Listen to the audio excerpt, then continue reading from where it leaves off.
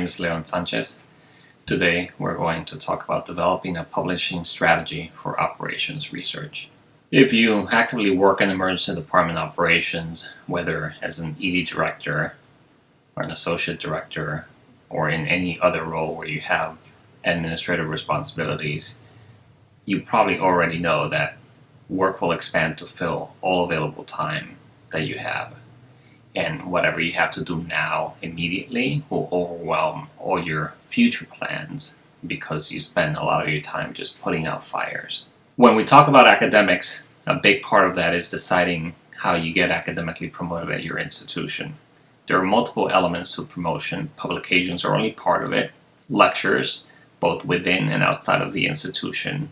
Teaching at the institution, obtaining grants, and many institutions take into account administrative service.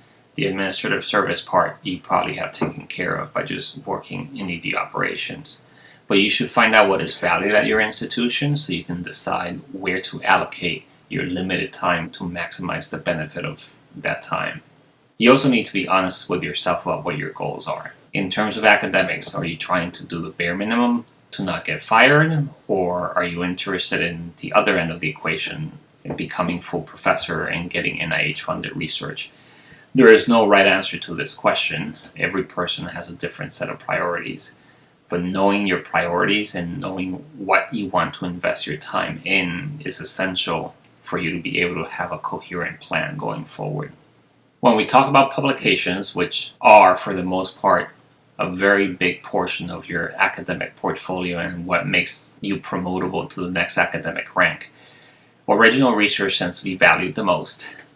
Reviews, if done intelligently, can actually give you a lot of visibility if you have a good review article on a topic that is important to emergency medicine physicians. Then case reports are peer-reviewed, but hold a lot less weight in terms of both academic promotion and the value in terms of publication metrics. And there are book chapters which are a second tier in terms of publication value, but may be helpful in terms of increasing your network in terms of people that you do work with. As many book chapters you can have a co-author on, and this is a way to expand your network of collaborators. Everybody will tell you that you need a niche, and that is true, but don't grow too attached to only doing work in your niche, because that niche may change over time. But having a good idea of what it is that you're interested in and how that interest overlaps with things so you can tell a coherent story about your career path is important. Finally, when you have a research project that you're involved in, making sure that you discuss authorship early in the process will be very important to make sure that the process ends in a way that makes everybody happy. Depending on your academic institution, there may be differential value to your authorship position. Most institutions value first and last author positions significantly higher than any other position in a manuscript, so this should be taken into account when you are involved in projects. With regards to original research, you need to start developing a research plan. Remember that if you're involved in operations and you're doing things correctly, you are already sitting on a lot of before and after studies. You have data before you implement a change, and then hopefully you have data after you implement the change, and you're analyzing this data to make sure your change actually had a beneficial impact. So you've already done the research project. What remains is really writing it up, which is sometimes where we often fail because we do not have the time. So you can utilize other individuals in your institution to try to help you with the writing because other people may have more time available than you do. If at an academic medical center, you can leverage residents to mutual benefit. Residents need to have an academic project to complete, and if you're in operations, you have data and projects for residents to complete. So this is a beneficial situation for the both of you.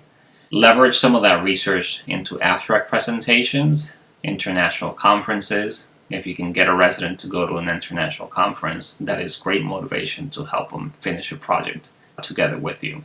If your institution has an operations or administrative fellowship, fellows are yet another group of people that you can collaborate with to mutual benefit. And as the years go by, you will grow your network of collaborators so you can increase the number of things that you do and are interested in and share the load with others. Remember to start small. This is one of the first projects that I published. It was not a very complicated project. We essentially eliminated amylase testing and just stuck to utilizing lipase for the evaluation of pancreatitis. And we analyzed data before and after and managed to get it published. Not a very difficult concept. If you look at the authorship list, the first author was one of my residents at the time. We also included members of other departments in the project. So everybody wins, and it was already work that was being done, just a little extra work to turn it into a publication. So remember, if you can put an abstract together, you can put the manuscript together. If you get to the point where the abstract is done, all the hard work is done. The manuscript just requires a little bit of extra work, and now you've already done 95% of the work. It is of no value to stop at this point in time. You should not be afraid of rejection. Every paper has a home. Just because you get rejected once from a journal does not mean that the paper has no value. You've already written the paper and done all the work.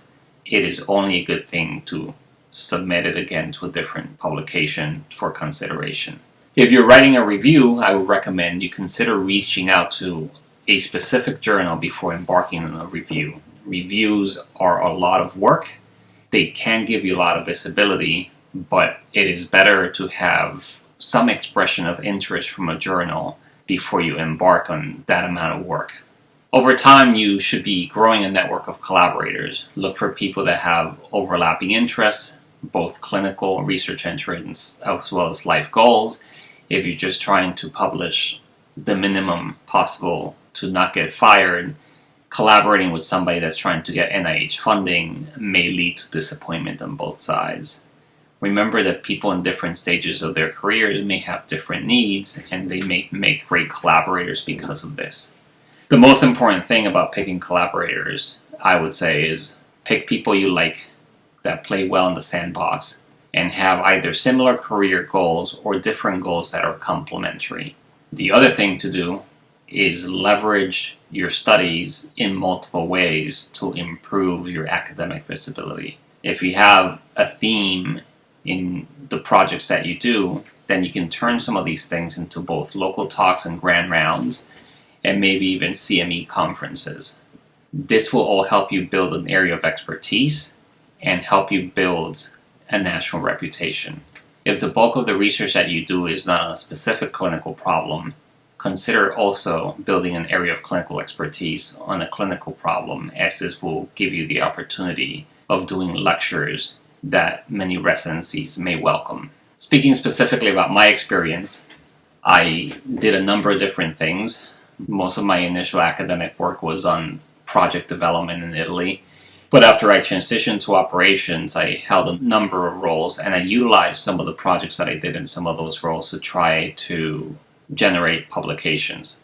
I had an MPH prior to starting residency, so looking for an advanced degree was not part of the equation for me, but I didn't have any specific fellowship training. And every person's experience will be different, and you just have to figure out what it is that is important for you and what things you need to do to fill out or round out your experience. Over time, I've worked with a large number of different residents and fellows.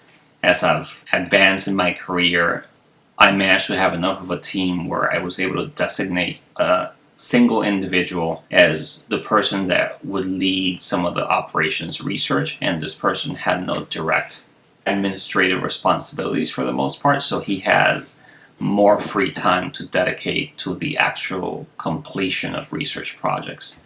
And again, as you grow your network of collaborators, you will be able to start doing multi-institution projects as some of your residents that you worked with in the past move on to different institutions if they maintain an interest both in operations and in research. And remember that some of your collaborators will change over time. Some will move on to different things or to different groups of collaborators, and you will gain new people. So it is not a bad thing to, over your career, have your group of collaborators change. This should be something that you expect. So how do you get going? First is time management. Carve out some dedicated time Starts with small projects that you think you can handle and bring to completion. And as time goes on, build both projects and collaborators. If you have residents working with you, make sure that if somebody graduates, that you have somebody hand off the project so the project doesn't die with them. Be sure to sit down early in the project to set both goals and expectations and to designate primary authors. Make sure you divide the work so you can have people complete deadlines in a reasonable amount of time, and do not be afraid of rejection. Your plan should be to be rejected on the first go around and have a backup journal that you plan to submit, and you just repeat the process until you refine your manuscript and you find a journal that's interested in it. Once you start, remember you must maintain output, so have projects in different stages of completion. Like I mentioned before, also have a plan for handing off incomplete work to new residents as old residents graduate or decide that they're not interested in the project. Over time, you will build up your internal and external network of collaborators. That network will change over time, but as it grows, it will give you new avenues and new projects. Remember to be flexible. You may have to change your goals from time to time as things change. And you should be always trying to find opportunities for others, not just for yourself. And if you have long-range plans, you will be able to be very successful as long as you dedicate the time that it requires. Good luck in your career.